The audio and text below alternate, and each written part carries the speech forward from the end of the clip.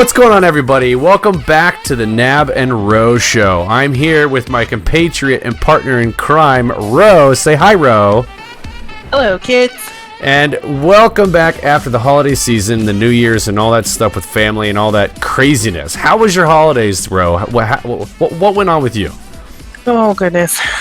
Christmas was crazy, and I think we talked about that in the previous podcast. So that was very crazy. Lived up to what I had talked about. New Year's was extremely low-key. I just stayed at home, and it was wonderful. Binged watched some shows on Netflix. Oh, you're such a binger. I am. Oh, I need a 12-step program. It's ridiculous. And now I'm into like some Hulu shows like CSI from like early to the regular CSI. The original CSI is on Hulu, and I can't get enough of it. So now I'm binge watching all of those again. So that's awesome. That is wonderful. Yeah, we went down to North Carolina, did the family thing, came back. It was fantastic. We had a good time. And the New Year's, I was in bed at midnight. I could hear the fireworks from the local theme park here in Ohio, Kings Island. So I knew it was at least New Year's. I knew when it happened, so that was cool. Surprise! Yeah, it's like, hey, New Year's, yay, boom, boom, boom, boom, boom, and I'm in bed. Yeah. And good night. But that's how that went. So, tonight, everybody, we have a special treat for you. We have a special guest with us. It is our first ever guest on the Knab and Ro Show. Woo! Super excited. So, we would like to introduce to you all a lovely friend of mine named Daisy Montego, who is also from Ohio. How are you doing, Daisy? Hello. Pretty good. Awesome. So Daisy is also an individual who has published her own books. I believe you published 2 books so far, correct? Yep. 2 books. Awesome. So tell us a little bit about yourself. Tell us about who Daisy Montego is. So, I have about 100 hobbies, so I don't like to try to limit myself. I'm always trying new things, but the writing has always been something that appealed to me. Kid, so I probably was like 8 years old when I wrote my first story. So I consider myself a writer because I do that more than some of my other hobbies, and some of them just don't have like the same feeling of accomplishment that my books have. So I'm a wife and mother, so I have those roles as well, and I'm just pretty much way too busy all the time, and trying to manage that. And it's a fun journey, but I work in a bank. The writing thing is definitely just on the side thing. I've actually had people ask me if I'm famous, and I'm like, well, with me. So, no, not a famous writer or anything, but yeah, I would consider myself a writer. Well, you're famous in my eyes, if that means anything. Oh, golly. Oh, golly gee, you're so nice. Yeah. Well, awesome. So tell us, you have 2 books that you have published. So you went through all the rigmarole. You have the first book called True Tangerine, and your other one, which is called How to Change Your Life in 5 Coffee Days. So what made you want to write these 2 books, and what was your motivation / inspiration for writing these? Well, True Tangerine was originally just a collection of stories, and I was posting them on a blog. The first story that I wrote, chapter 1, was actually a little writing exercise. So my friends and I were planning on getting together for a little extra party, and I told them that we should all write something. And because they're weird like me, they were like, yeah, let's do that. So I think one of us wrote a poem, and somebody wrote like just a list of funny facts or something, and the other person, can't remember if it was a story or what. But mine, it was like 2 weeks before our party was start, and I just opened my laptop and started typing. I was like, Sally, sure. And I just started typing Sally's story. And the story just kind of rolled out, and I was like, I can't believe, well, number one, how much fun that was, but it really wasn't that hard. And I think I made a few changes, but I mostly just kind of let it out. And it was really fun just exploring the character, because I just let the story come as, that is my cat. She loves to be the center of attention. Whenever I do a photo shoot, she's always in the background. I'm like, seriously? Oh, there's the kitty. Not here. Yeah, she found me. So I love I love that the story just kind of rolled out, and then I got really curious about the characters in the story because I was just making it up as I go. And then there was this old lady, and I'm like, I'm gonna tell her story now. So I let it continue forward. But then this was now chapter 2, or at the time just the second story, and this time the old lady was the main character. So I really liked that format, and I just kept up with it, and it became really fun because then I could kind of experiment with perspectives. It was really fun to like write a character a certain way and then try to look at them completely differently. Like, how would someone who isn't them think of them? So it really turned into this project, which I'm passionate about just seeing other perspectives, or like being willing to be open to the idea that there's another perspective. Like, you might see the jerk that bumped into you in the store, or a friend that seems to have it all together, but that might not be the perspective of how they see themselves. And so it was kind of like a fun project that was a blog that people end up liking, that I ended up publishing just for the fun of it and for the accomplishment. But it also turned into, people would tell me, wow, it really made me think about just seeing another perspective. So you're saying that so worked out. yeah, so True Tangerine is basically what you're saying and telling us, that it was based off of blogs, and you took those blogs kind of in their raw form and put them into the book.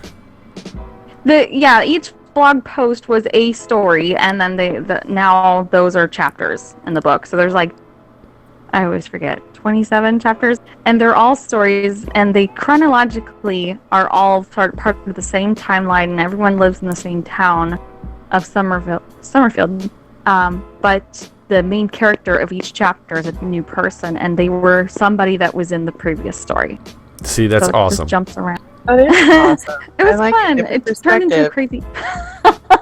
Yeah. It was. I made a little index in the back so you can keep track of all 100 people in the story. Like, now who is Eric again, and why is he? Now, do you ever find yourself having a hard time keeping track of all your characters as well?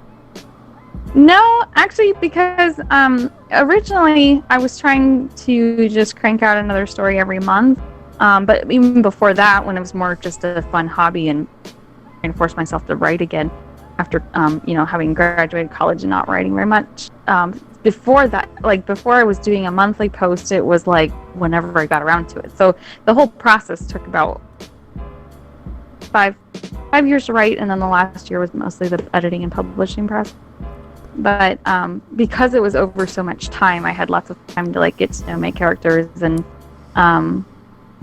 like make up more about them as I went, and I just kind of, so I learned to remember all their names and think of them as real people.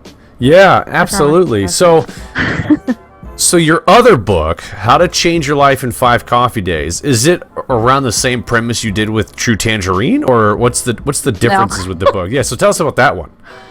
That one is completely different. It's actually really short. It's just a little tiny, like a really large brochure.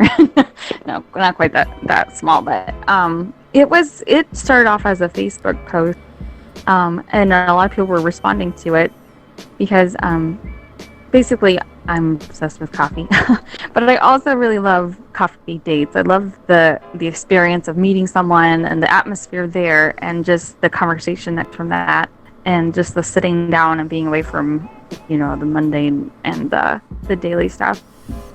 So that was from me back in the day when I was trying to peddle my goods, doing an MLM, multimedia, multi-level marketing business. I would meet people for coffee, and a lot of times, even if we didn't end up talking about what I was planning to talk about, there was always good conversation, and I would walk away feeling so refreshed. But every person there was a different reason, and I just wanted to explore that. So I kind of came up with 5 different friends that most people have or could relate to. Like, you might have the friend that makes you laugh, or the friend that challenges you. So I came up with 5 different friends, and I made this Facebook post of, these are 5 people that you should have coffee with and why. And people were responding to it. I ended up deleting it because I was like, wait a minute, this is gold. And I turned it into a book, and I just kind of expanded the idea. But basically, the book will help you identify the 5 people that, if you spend an hour or two in conversation with them, then they can change your life just by, listening to you or giving you ideas or giving you perspective or whatever. But they're all 5 different friends, and there's 5 different reasons. So these 5 friends became 5 coffee days. So each friend for each day of coffee, and they're the influencers for how they change your life. Yeah. Either an influencer or maybe the first chapter is the friend that gets you. Sometimes you just need to talk to that person because they're very supportive. So like if you say, "Oh, I hate this person," they're like, "Yeah, me too." Like they don't care who it is. They just hate that person too because you do. So that friend is important because of the confidence that you get being around them, and the fact that you feel completely understood by them. And another thing I point out, I think in one of the in that chapter, is that sometimes talking about what you're stressed out about makes you realize what you're out about. So you find yourself saying the things that, like, if you hadn't actually forced yourself to sit down and put it into words, maybe you wouldn't have realized, wow, this is actually really bothering me. So that's like step 1, but then the other chapters are more, there's more like challenging people in your life too that you don't always want to talk to, and they might not say, "Oh, I hate that person too," but they might say, "Hey, have you ever thought about, the reason why you don't like this person?" And then that person is the challenging person, but you need both. Well, yeah, absolutely, yeah. Yeah.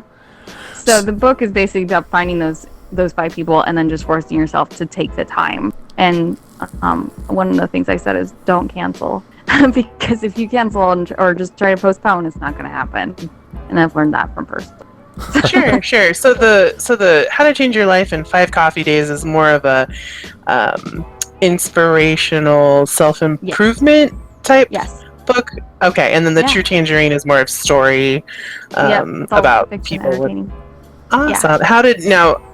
Going back to the True Tangerine, are any of those characters based off of people you know or are friends with, or are they inspired by them? Or... Give us your dirt. Give us the dig. Some of them are like for example, one of them quoted something that my husband, we were dating at the time, so my boyfriend said to me, and the couple in the book are dating, and the same conversation happens like word for word. So there's things like that. They're just like a fun little like a piece of my actual life, word for word. But then other ones are just kind of a loose. They're based on, like, I had my college roommate, after she read it, she was like, "Yeah, we are definitely Jen and Audrey."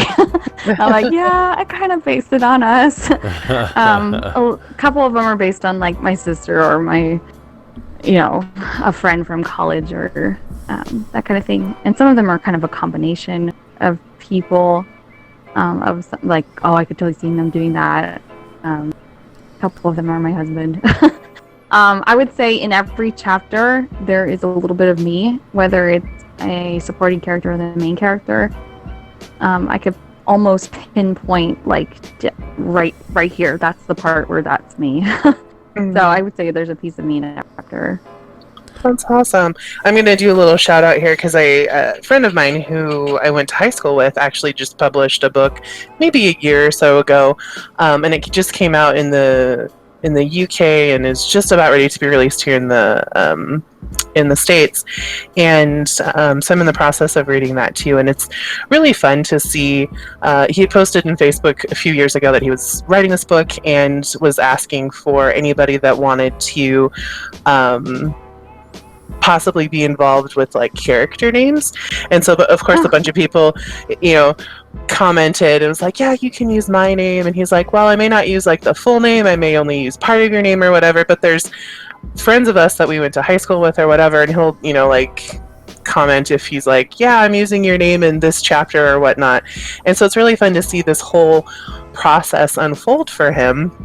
And how did the publishing process go for you with these 2 books?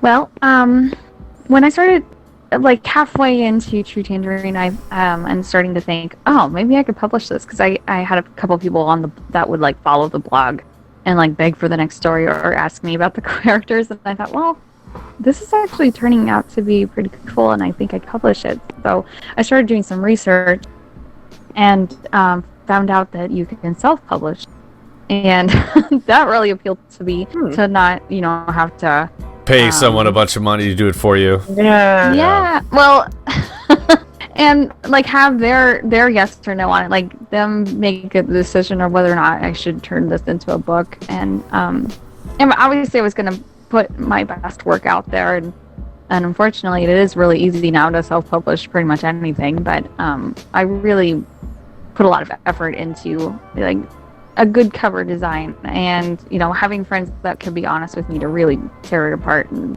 make it something worth reading.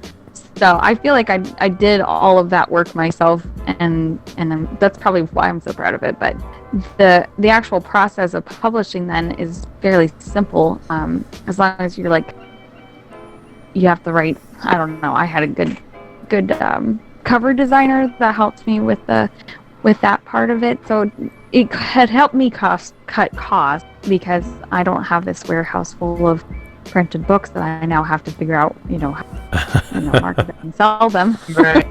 But I was also able to have almost no cost up front. Like I probably invested $50 and some babysitting. Into the front end of it. But I did put a lot of the hours in myself. Like I formatted it myself, which I don't really recommend. It's really frustrating. So I used my knowledge. Yeah, I used my knowledge of Microsoft Word and Publish and some of those kind of programs to try to figure out how to make it work. And I ended up making it work. But it was a lot of hours instead of costs, and having to run things by other people, which was kind of nice. And so there's pros and cons. Now that I've published and I use the self-publishing process, the marketing part is all up to me. Yeah. So that's the one pro and con to it. But I never really set out to be famous or make a ton of money. I just love the fact that I can literally hold a book in my hands and it looks great and I'm proud of it, and I can say I wrote this book. And it's really fun to impress my friends. Yeah, I mean, I'm impressed. You're an author? Yeah. So, I mean, there's so much non-tangible or monetary rewards from publishing that's the route that I chose. And depending on, like, what you're going for, there's different reasons to go one way or the other. But for me, it worked out. And I would recommend it. But you definitely need to either have a lot of technical skills or be willing to pay someone and do a good job of it, because it's harder to be taken seriously, because literally you could just type up blah blah blah and you could publish. Yeah, nobody reads it first. Right.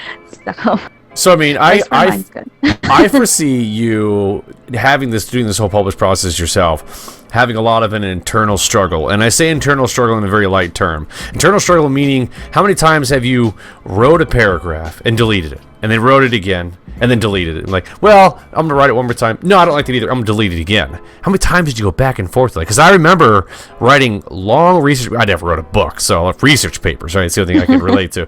And I would write a paragraph and just destroy myself personally. Like, I hate that. I'm going to redo that. I mean, what was that to literally be depending strictly on yourself for this whole process? I don't know. I think it helped that the first book originally being a blog and having so many people read it and saying, wow, I really love this. Is amazing. I can't believe you wrote that. Like, I already had so much confidence from posting on the blog. And then I had a great group of friends that were really honest with me and helped me with the editing of just looking at it. Because what happened was, once I started being more serious about it and cranking out a news every month and just, wow, I might actually be able to publish this. Then I actually went back to Sally's story, the chapter 1, and I went all the way through from beginning to end, and I spent a good year really fine-tuning those.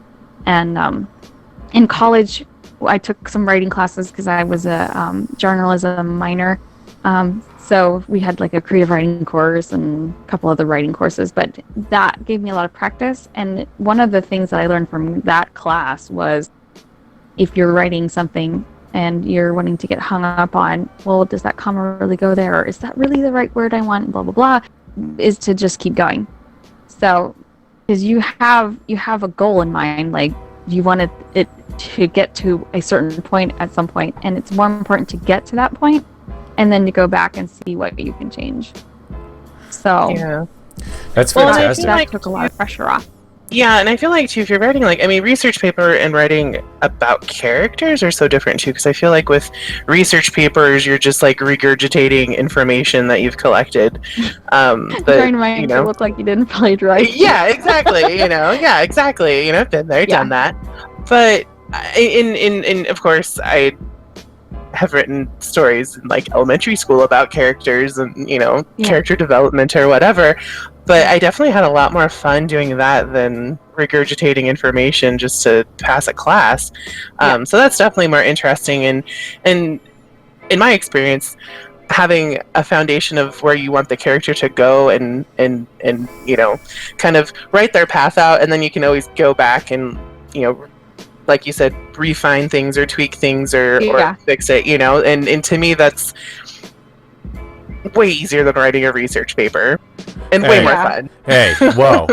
It was so Okay, I only wrote one character story. It was when I was in the second grade, and it was complete and utter garbage, I would just like to say. But damn it, I'm really proud of that. I created a name, a character. I still use that name all the time whenever I game. Just saying. Is it a dog? Is it about a dog? No, it's not about a dog. No, false. What's the name? Now I'm so curious. No, I haven't copyrighted this. Nobody can know. Not yet. Oh. It's under wraps, but Okay. all I'm saying, it's about a knight, and he has a magical lightning sword, and he's pretty much a badass. I'm just saying. Aw. I mean, haven't they already done that in Star Wars? Cool. Hey, no, it's not a laser sword. What the heck? He's a freaking Jedi. No, it's nothing like that. But I see where you can misconstrue my genius with, that of Star Wars. It's okay. I understand. The glowing sword. That's right. So we're getting towards the end of this. We want to thank you so much for coming, but we need to know the most important thing is where can we get your book? So if somebody listens to say, oh, I would love to hear that and read through these stories, where can we do it? So I have an Amazon author page. So if you just go to Amazon.com and type Daisy Montego, and you can do the spelling for me and the links. But it comes right up because I love the fact that my name is so unique that it's really easy. I mean, I don't think there are any other. I haven't found them yet. Even a Google search, you can find me pretty easily. But I do have an Instagram page, which is Daisy Montego, and that's where I kind of am hoping as I write more books or have information or news or backstories of the books I've already written, I'm going to be posting stuff there along with stuff about my personal life, like, oh, I'm painting this right now, so you can watch this video of me paint. So there's a little bit of everything on the Instagram page, but that would be to get news of upcoming stuff. And then to purchase the books I already have, just go to Amazon.com and search Daisy Montego, or search the titles of the books. Perfect. I can confirm, if you put Daisy Montego in the search field, those books do come. Yeah. Yeah. But So that was convenient. Yeah, we'll have the link below. So on the YouTube page, when we post this up, look down below. We'll have a link to her Instagram and to the Amazon account, so you guys can go ahead and research it, bring it up if you would like to get her book. I recommend it. It's awesome. She's awesome. We love her so much. Thank you for taking her time past your bedtime. I know you told me it's going to bed early, but not happening. We want you. We're greedy. We want to keep you here. So Yeah. that's right. So thank you so much for coming out. We greatly appreciate it. Do you have anything else you'd like to say to the viewing peeps before we all call it quits tonight? Be inspired and enjoy life. Buy my book. That's right. Thank you very much for having me. You're very welcome. Thanks, Daisy, for It's coming. our We appreciate pleasure. you. Absolutely. So, guys, thank you so much for watching this video, listening to the podcast. If you like it, go ahead and jack that like button right in the nose. Don't forget to tell your friends and family all about the Knab and Rose Show. And as always, this video and podcast is a wrap. Thank you, guys. We'll see you in the next podcast.